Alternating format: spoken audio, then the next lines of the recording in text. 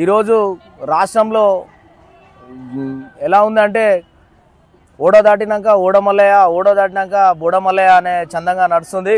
ఎందుకంటే ప్రతి ఒక్కరిని వాడుకొని రేవు దాటినాక తిప్ప వదిలేసినట్టు చేస్తున్నాడు మన ముఖ్యమంత్రి గారు. ఎందుకంటే ఇప్పుడు ఈ సమగ్ర శిక్ష అభయన్ వాళ్ళు ఎంప్లాయీస్ వీళ్ళు దగ్గర ఇప్పటికీ 32 రోజులు 33 రోజులు దాటిపోతుంది. టీ తాగే అంతలో మీ సమస్యను పరిష్కరిస్తానని చెప్పి మాట ఇచ్చినటువంటి ముఖ్యమంత్రి గారు ఎలక్షన్స్ ముందు ఈరోజు అప్పుల పాలైంది రాష్ట్రం అని ప్రతి దానికి బీఆర్ఎస్ గవర్నమెంట్ని గతంలో ఉన్న కేసీఆర్ గారిని ఎత్తి చూపుతూ అవే సమస్యలు పాడిందే పాట పాస్మల దాస అన్నట్టు అది చెప్పుకుంటూ దాట వేసుకునే ధోరణిలో ఈరోజు సమగ్ర శిక్ష అభయన్ వీళ్ళకి ఎంప్లాయీస్కి కూడా ఈరోజు కరెక్ట్ స్పష్టమైన ఒక హామీని ఇవ్వలేకపోతున్నారు. ఎందుకంటే ఇప్పుడు అప్పులలో ఉన్నాము, మా దగ్గర డబ్బులు లేవు, కనీసం కొన్ని ఎంప్లాయీస్కు అసలు జీతాలు ఇచ్చే పరిస్థితి కూడా లేదు.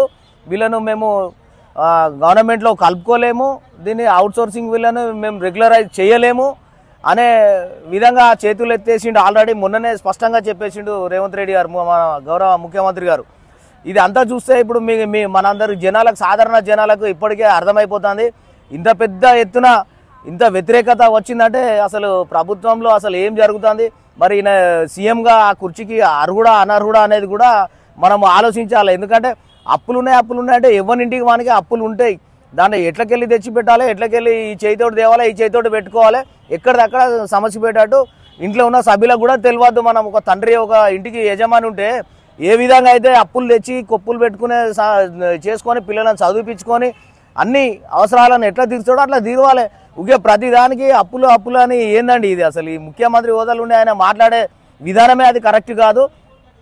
ముందుగా మీరు ఈ సర్వశిక్ష అభయన్ వీళ్ళకు ఒక స్పష్టమైన వాళ్ళకు హామీని ఇవ్వండి.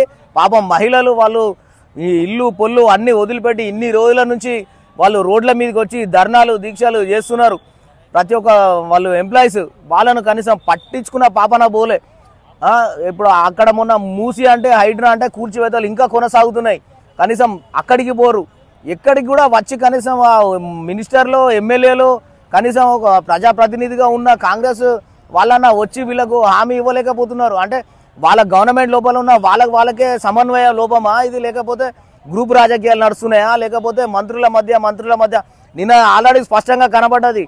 మన గౌరవ డిప్యూటీ సీఎం గారు బట్టి విక్రమార్క గారు మన వరంగల్ పర్యటనకు వస్తే కుర్చీలు మొత్తం వెలవెల ఆడ ఖాళీగా ఉన్నాయి, మీటింగ్లో మొత్తం మాట్లాడుతుంటేనే ఎక్కడో అక్కడ వెళ్ళిపోయింది.